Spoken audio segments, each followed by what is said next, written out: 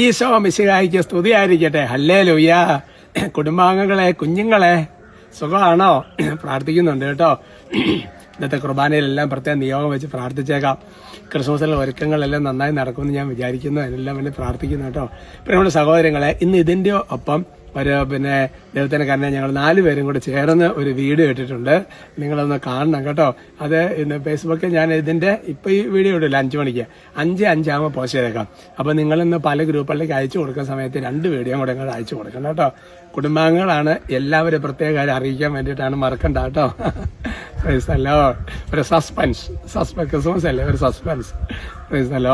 പരിപാടി സഹോദരങ്ങളെ, ഇന്ന് പ്രത്യേകിച്ച് നന്മ അറിഞ്ഞവരെയും ചൊല്ലി പ്രാർത്ഥിക്കുന്നത്, പ്രത്യേകിച്ച് ശുശ്രൂഷകർ ഒരുപാട് പേര് പ്രാർത്ഥന ചോദിച്ചിട്ടുണ്ട്. പല ശുശ്രൂഷകര്, കാരണം ശുശ്രൂഷകർ എന്ന് പറഞ്ഞാൽ പലതരത്തിൽ സുവിശേഷ വേല ചെയ്യുന്നവര്, അവർക്ക് സുവിശേഷ വേലയുടെ കൂടെ പല ഞെരുക്കങ്ങളും വരുമല്ലോ, അവിടെയൊക്കെ പിടിച്ചു വന്ന് കയറിപ്പോണം പലതരത്തിൽ. അപ്പോൾ ഞങ്ങളെന്താ ഒഴിവാക്കുന്നതൊക്കെ ചോദിച്ചൊരു ചേട്ടൻ കഴിഞ്ഞ ദിവസം വിളിച്ചു. അതുകൊണ്ട് എന്തായാലും ശരി, ശുശ്രൂഷകർക്ക് വേണ്ടി പ്രാർത്ഥിച്ചവരെ അവരെ ആശീർവദിക്കുക അല്ലെ. നന്മ നിറഞ്ഞ മറിയമേ സ്വസ്തി, കർത്താവ് അങ്ങയോട് കൂടെ സ്ത്രീകളിൽ അങ്ങ് അനുഗ്രഹിക്കപ്പെട്ടവളാവും. അങ്ങയുടെ ഉദരത്തിന് ഫലമായി ഈശോ അനുഗ്രഹിക്കപ്പെട്ടവനാകും. പരിശുദ്ധ മറിയമ്മേ തമ്പുരാന്റെ അമ്മേ, പാപികളായ ഞങ്ങൾക്കു വേണ്ടി ഇപ്പോഴും ഞങ്ങളുടെ മരണസമയത്തും തമ്പുരാനോട് അപേക്ഷിച്ചു കൊള്ളണമേ. ആമേൻ. ഇന്നത്തെ വിഷയത്തിന്റെ തലക്കെട്ട് കൊടുത്തിരിക്കുന്നത് യെസക്കേൽ പ്രവചനം 31-ാമത്തെ അധ്യായത്തിന്റെ 10-11 വാക്യങ്ങളാണ്. Book of Ezekiel chapter 31 verse 10 and 11. തലക്കെട്ട് കൊടുത്തിരിക്കുന്നത് ഇങ്ങനെയാണ്: നമ്മളെ രക്ഷിക്കാൻ വേറെ മാർഗമില്ലാഞ്ഞിട്ടാണ് എന്നാണ് ഇതിനകത്ത് എഴുതിയിരിക്കുന്നത്. അതിന് തന്നെ പ്രിയപ്പെട്ട, അതുകൊണ്ട് ജനതകളിൽ ശക്തനായവന്റെ കരങ്ങളിൽ ഞാൻ അവനെ ഏൽപ്പിച്ചു എന്ന് പറഞ്ഞിരിക്കുക. അതാണ് 11-ാമത്തെ വാക്യം. അത് മനസ്സിലാകണമെന്നാണെങ്കിൽ 10-ാമത്തെ വാക്യം കൂടെ വായിച്ചാലും മനസ്സിലാവും. അത് ശരിക്കും യെസക്കേൽ 31 തുടക്കം മുതൽ പറയേണ്ടി വരും. ഇങ്ങനെയാണ്, ഈജിപ്തിനെ കുറിച്ച് പറയുകയാണ്. ലെബനോനിലെ നല്ല സൂപ്പറായിട്ടുള്ള ഒരു ദേവദാരു പോലെയാണ് ഈജിപ്തിനെ കുറിച്ച് പറയാം. ലെബനോനിലെ നല്ല ടോപ്പായ ഒരു ദേവദാരു മരം പോലെയാണ് ഈജിപ്ത്. എന്നിട്ട് പറഞ്ഞു വെച്ചിരിക്കുന്നത് ഇങ്ങനെയാണ്: അതിങ്ങനെ വളർന്ന്, അത് 10-ാമത്തെ വാക്യം, അത് വളർന്ന് മേഘങ്ങളെ ഉരുമ്മി എന്ന് പറഞ്ഞാൽ വളർന്നിട്ട് മേഘങ്ങൾ മുട്ടുക എന്ന് പറഞ്ഞാൽ ഇമ്പോസിബിൾ ആണ് എന്ന് പറഞ്ഞാൽ അതുപോലെ വളർന്നു എന്നുള്ളതാണ് അതിന്റെ അർത്ഥം. എന്നിട്ട് പറയാം, അതിന്റെ വളർച്ചയിൽ അവൻ അഹങ്കരിക്കുകയും കൂടെ ചെയ്തു. ഈജിപ്തിനെ കുറിച്ച്, ഫറവോയെ കുറിച്ചൊക്കെ പറയുക പഴയ നിയമത്തിലെ. എന്നിട്ട് പറയാണ്, അതുകൊണ്ട് ജനതകളിൽ ശക്തനായവന്റെ കരങ്ങൾ ഞാൻ അവനെ ഏൽപ്പിച്ചു. എന്തിനാ? എളിമപ്പെടുത്താൻ വേണ്ടിയിട്ട്. അപ്പൊ അതുകൊണ്ട് എന്റെ പ്രിയപ്പെട്ട സഹോദരങ്ങൾ, നമ്മുടെ ജീവിതത്തിൽ നമ്മൾ കടന്നു പോകുന്ന ചില പാപത്തെ, ചിലപ്പോൾ അഹങ്കാരത്തിന്റെ ഇതിലേക്ക് നമ്മൾ കയറിപ്പോവും, ചിലപ്പോൾ വെറുപ്പിന്റെ മേഖലകൾ കയറിപ്പോവും, ചിലപ്പോൾ നമ്മൾ കോപത്തിന്റെ മേഖല, ചിലപ്പോൾ പല ആസക്തികളുടെ മേഖല കയറിപ്പോവും. അപ്പൊ നമ്മളെ രക്ഷിക്കണമെന്നുണ്ടെങ്കിൽ പിന്നെ വേറെ ചില ആൾക്കാരെ നമ്മളെ ഏൽപ്പിച്ചു കൊടുത്താലേ നമ്മൾ രക്ഷപ്പെടുകയുള്ളൂ.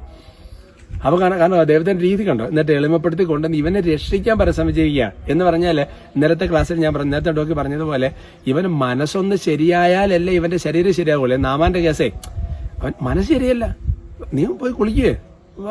ഇന്നലത്തെ ടോക്ക് കാണാത്തവർക്ക് പറഞ്ഞിട്ട് കാര്യമില്ല, അത് പോയി കാണാത്ത കേട്ടോ.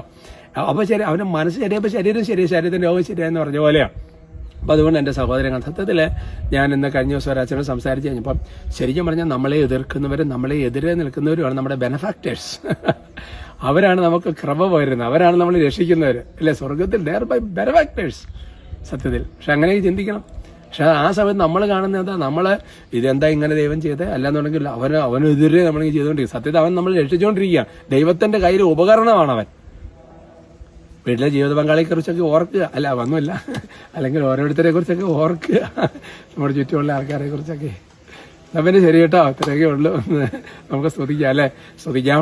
ഹല്ലേലൂയ, നന്നായി സ്തുതിക്കാം. ഈശോയെ ആരാധന നന്നായി സ്തുതിക്കുന്നു. ഈശോയെ ആരാധന. കർത്താവ് ശക്തമായ ദൈവകൃപ കൊണ്ട് ഞങ്ങളെ നിറയ്ക്കണമേ.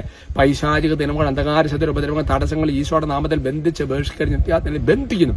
ശക്തമായ ദൈവത്തിന്റെ കൃപ കൊണ്ട് നിറയട്ടെ എന്ന് അനുഗ്രഹിക്കുന്നു. ജ്ഞാനം നിറയട്ടെ, കൃപ നിറയട്ടെ, അഭിഷേകം നിറയട്ടെ, ശക്തി നിറയട്ടെ, വിശുദ്ധി നിറയട്ടെ, പ്രാർത്ഥന നിറയട്ടെ, തീക്ഷ്ണത നിറയട്ടെ. ഈ വചനം കർത്താവേ, അതിന്റെ സ്പിരിറ്റ് ഞങ്ങൾ മാംസം ധരിക്കട്ടെ എന്ന് ആശീർവദിക്കും.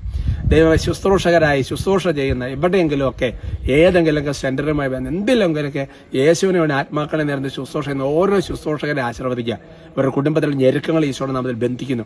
സമൂഹത്തിന് സഹിക്കുന്ന അപമാനങ്ങൾ കർത്താവ് സഹിക്കാൻ കൃപ ലഭിക്കട്ടെ. കർത്താവ് ഇവരുടെ ചിന്ത തടസ്സങ്ങളെല്ലാം വിട്ടുപോട്ടെ. കർത്താവ് സ്വർഗ്ഗം ഇവരുടെ കൂടെ പ്രവർത്തിക്കട്ടെ. കർത്താവ് വിശ്വാസം ഉറച്ചു നിന്ന് പൊരുതാൻ കൃപ കൊടുക്കണമേ. കർത്താവ് തറന്നിരിക്കുന്ന സുവിശേഷകർ കർത്താവ് ഇപ്പോൾ ഞങ്ങളുടെ പ്രാർത്ഥനകളാൽ മാത്രമല്ല ഞങ്ങളുടെ ആശീർവാദം കൊണ്ടൊന്നുമല്ല, ഈശോയുടെ കരുണയോട് ശക്തി പ്രാപിക്കട്ടെ കർത്താവ്. വിശുദ്ധ കുരിശനെ ആശീർവദിക്കുന്നു. നമ്മുടെ കർത്താവ് ഈശോമിശിഹായുടെ കൃപയും പിതാവായ ദൈവത്തിന്റെ സ്നേഹവും പരിശുദ്ധാത്മാവിന്റെ സഹവാസവും നിങ്ങൾ എല്ലാവരോടും കൂടി ഉണ്ടായി ഇപ്പോഴും എപ്പോഴും എന്നേക്കും. ആമേൻ.